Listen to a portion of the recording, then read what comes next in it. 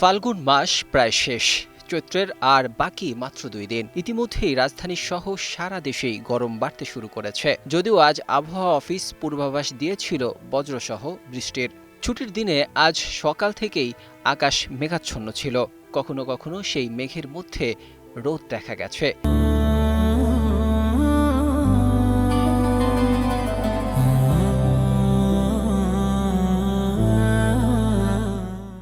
বিকেলের দিকে মেঘের বিস্তৃতি বাড়তে থাকে।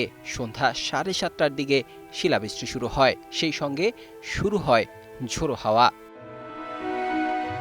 ফাগুনের এই বৃষ্টির স্থায়িত্ব বেশিক্ষণ না থাকলেও স্বস্তি ফিরে এসেছে নগরবাসীর মধ্যে। তবে কিছুটা ভোগান্তিও পোহাতে হচ্ছে নগরবাসীর, কারণ আর কিছুদিন পরই পবিত্র ঈদ উল ফিতর। এই উৎসবকে ঘিরে মানুষজন কেনাকাটা করছেন।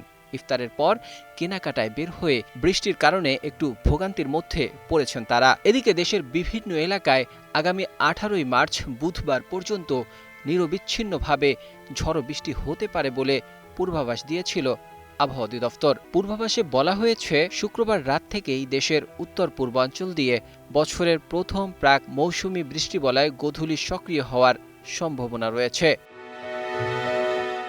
সংস্থাটি জানায়, বৃষ্টিবলয় গোধূলির প্রভাবে দেশের প্রায় 50 থেকে 60% এলাকায় কাল বৈশাখী ঝড় ও বজ্রসহ বৃষ্টি হতে পারে। এই আংশিক বৃষ্টিবলয় মূলত দেশের উত্তর পূর্বাঞ্চলের জেলাগুলোতে বেশি প্রভাব ফেলবে।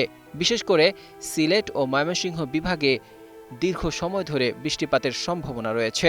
জানা গেছে, শুক্রবার রাত থেকে সিলেট, রংপুর ও ময়মনসিংহ বিভাগ দিয়ে বৃষ্টিবলয়টি প্রবেশ করে আগামী 18ই মার্চ উপকূলীয় এলাকা দিয়ে দেশ ত্যাগ করতে পারে। Desk report, 21 television.